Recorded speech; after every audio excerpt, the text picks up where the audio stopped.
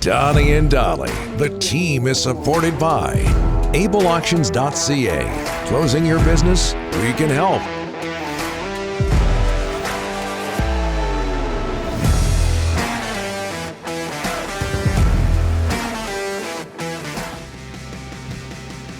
A reminder, Donnie and Dolly, presented by Able Auctions, just ahead of John Shannon. Yep. Delaney's OK Tire and Langley inbox. Bob in Victoria. Bob, I said I was going to hopefully get to your text. We'll do that now. Having worked as a therapist with many victims who had been caught by predators in a power dynamic that left them unable to protect themselves, this is unconscionable on all levels. The puny fine, the cover your asses, and the lack of being touched by Kyle Beach's interview all speak to a total lack of understanding for him and others when it comes to the damage done when innocents are exploited. And that is somebody, Bob, who worked as a therapist. There you go. There you go. Yeah, as we bring in NHL Analyst, co-host of the Bob McCowan podcast, John Shannon, a Thursday regular. John, thanks for doing this. How are you?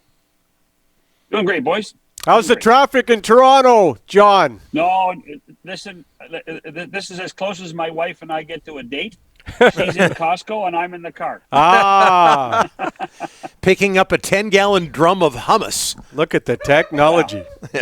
Hey, listen. When you know what, you can't get enough hummus at this time of year. No. By the way, I was listening earlier.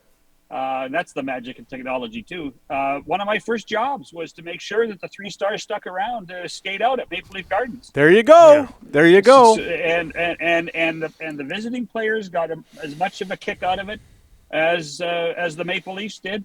And a guy like Gretzky understood the tradition of it, no matter what building he was in, and always skated out. Always when he was with the when he was with the Oilers. Yep. Was that a tough job, John?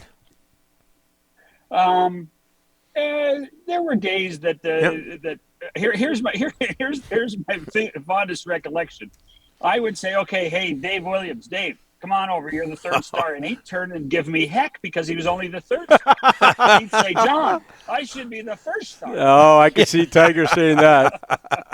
That's beautiful. I don't know why that tradition changed, but as a kid, I enjoyed it. And I hope best. the NHL gets back to it one day. They should all take a turn on the ice. I'm with you guys. The days at the Coliseum, we would not move until we would.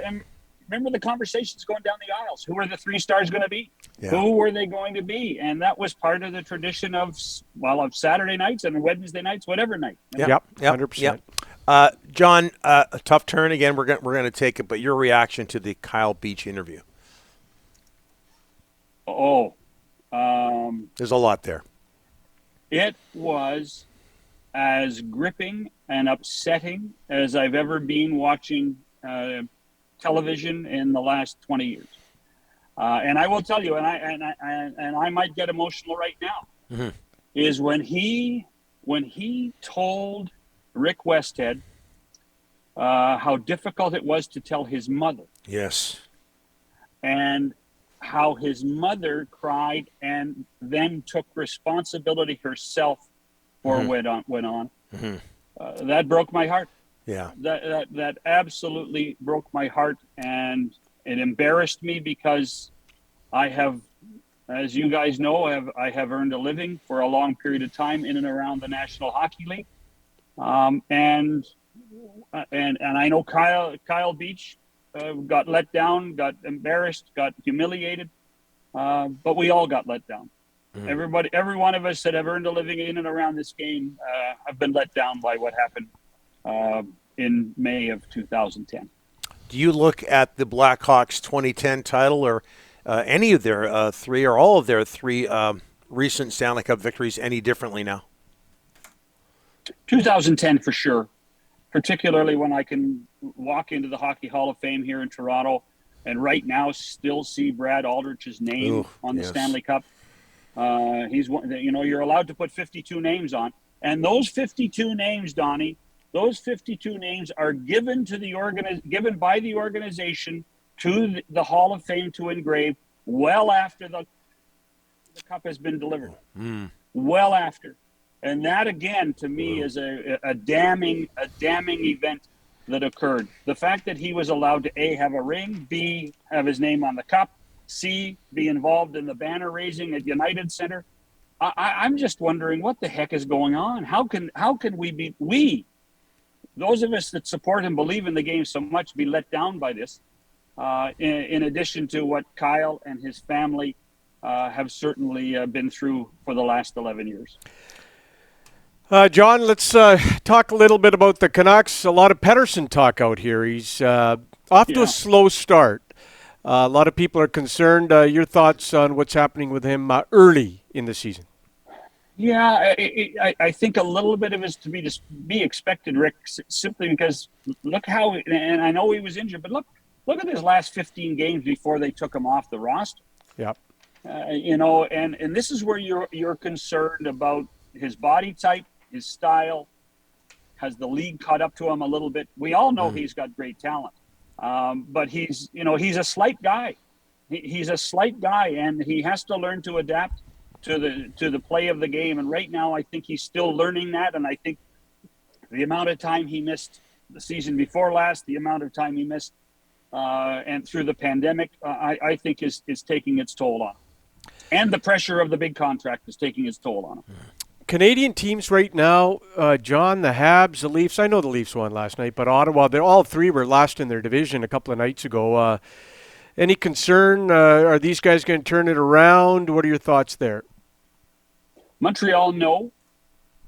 Ottawa, I'm not worried about because it's a long-term reinvention of the Senators, and they're going in the right direction. I mean, the Senators, of those three teams, if the Senators lose, it still could be viewed as a positive. I mean, that's the amazing thing. I think there's got to be huge concern in Toronto. I really do. I think that the team is not playing well. They're not as deep as they thought they were. I shudder to think where they'd be without Jack Campbell's goaltending at this point. They're 3-4-1. They are not very good. I think it's a real question mark now whether they make the playoffs, and that again will then rear its ugly head when it comes to what happens to this organization off the ice and who pays the price for it. Well, John, who's getting most? I know again, Rick pointed out that they did win last night. Who's getting most of the blame in the Toronto market? I think Kyle is. I think Kyle Dubas is the guy that he's the architect of this team. I think there are people that I think he's an easy target because he's a non-traditional manager. But I think that there's actually a little bit of sympathy for Sheldon Keefe and what he has to deal with at this point. So I would say Kyle and Brendan are probably taking it most, and the general manager Dubas is the one that's really in most people's crosshairs. John, I understand Costco also has a deal on nutmeg today. So good luck with that. Yeah. Listen, there's nothing more important around the holidays coming up than bulk nutmeg. Yeah. Perfect. You are bang on. All right, John, hopefully better days ahead for the sport we love, the sport of hockey. All the best. Thanks so much for this. Hey, listen, we have to change. We have to be better. We have to be more accountable. All of us. Yeah, all of us. 100%. Agreed. In every aspect of life. Thanks, John. Cheers.